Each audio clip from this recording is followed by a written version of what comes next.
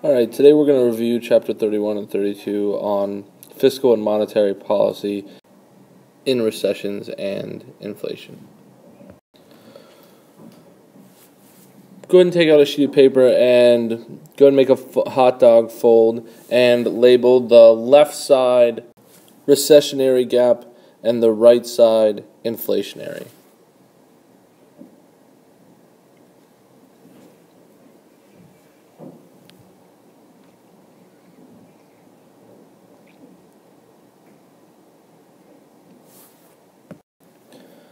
Alright, I'll give you a couple of minutes, and on the left side I want you to draw the aggregate supply, aggregate demand model in a recession, and on the right side I want you to draw the same model, but this time with an inflationary gap.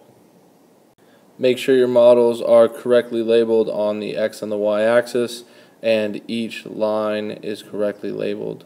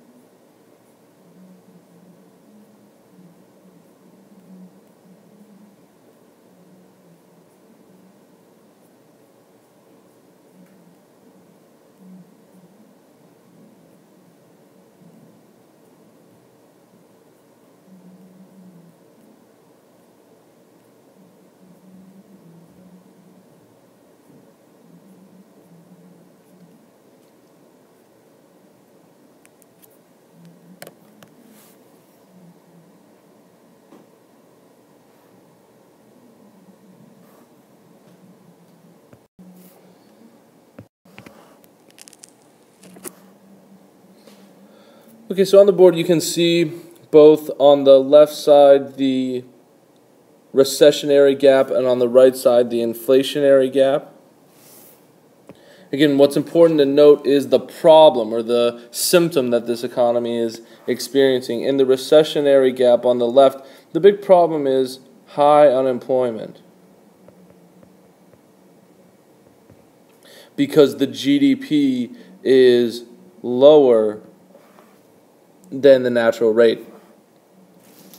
In the inflationary gap on the right, obviously the problem is inflation, or the fact that prices are higher than they should be and are going up faster than they should be.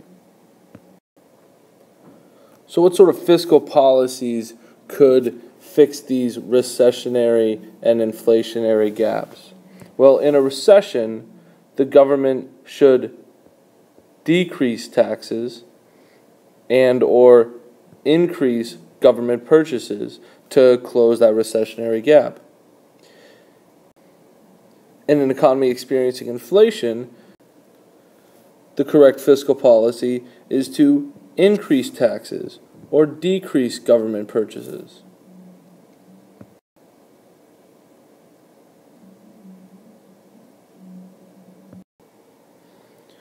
So on the left, we have an economy that's too cool, that needs to be increased in terms of heat, needs to be heated up, GDP needs to go up. On the right, we have an economy that needs to be cooled down, it's too hot. I'm going to give you a few minutes to run down each one of the three monetary tools used by the Fed, and I want you to prescribe the correct expansionary monetary policy in the left column, and the correct contractionary monetary policy in the right column.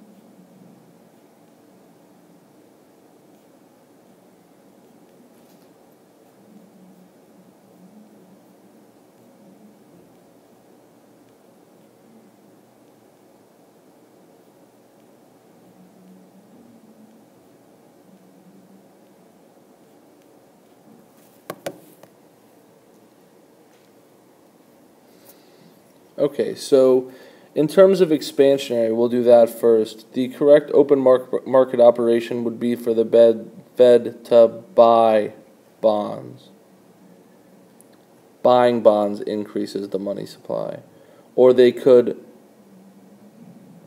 lower the discount rate and lower the reserve requirement. All three of those things are expansionary monetary policies that increase the money supply.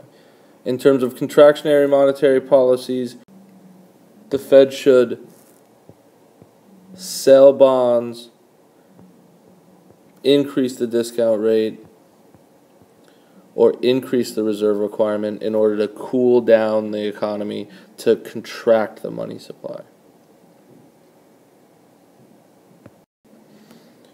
Go ahead and copy down the two money markets seen on the board, and then once you're done copying them, show me the shift. Show me an expansionary shift and what happens to interest rate and quantity on the left, and a contractionary shift and what happens to interest rate and quantity on the right.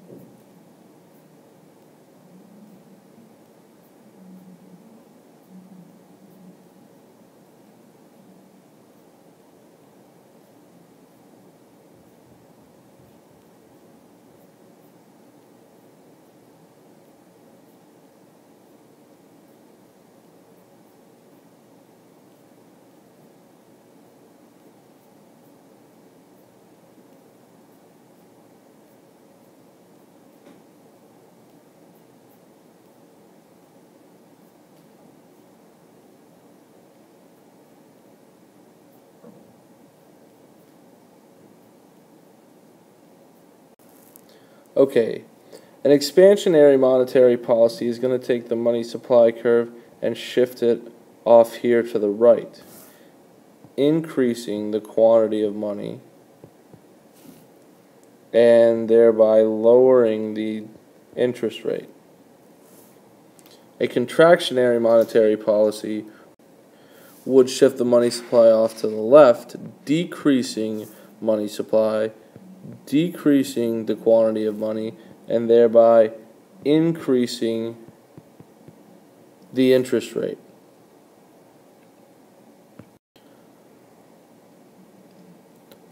I'll give you about a minute to go back up to your original graph and show the effect that your expansionary or contractionary monetary policy has on the original aggregate supply, aggregate demand graph.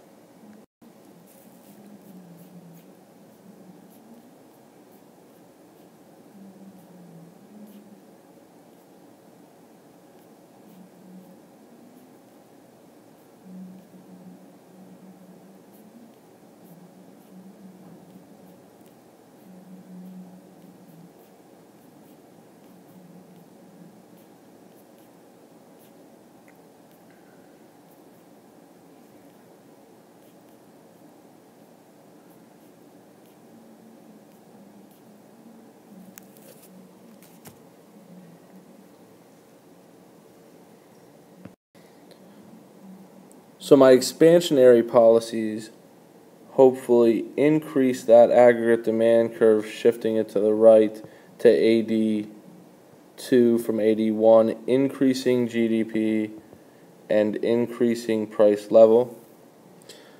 My contractionary monetary policies hopefully shift the aggregate demand to the left, decreasing price level and decreasing GDP, fixing my two problems. Over here, GDP goes up, so unemployment goes down, and over here, price level goes down, so that inflation is cooled off. Here are 4 FRQs I want you to begin working on. They're really good review for the exam. Now you're about to go back to Light's class. When you get back to my class, you're going to watch this video and run through this exercise one more time, and you can continue working on these FRQs.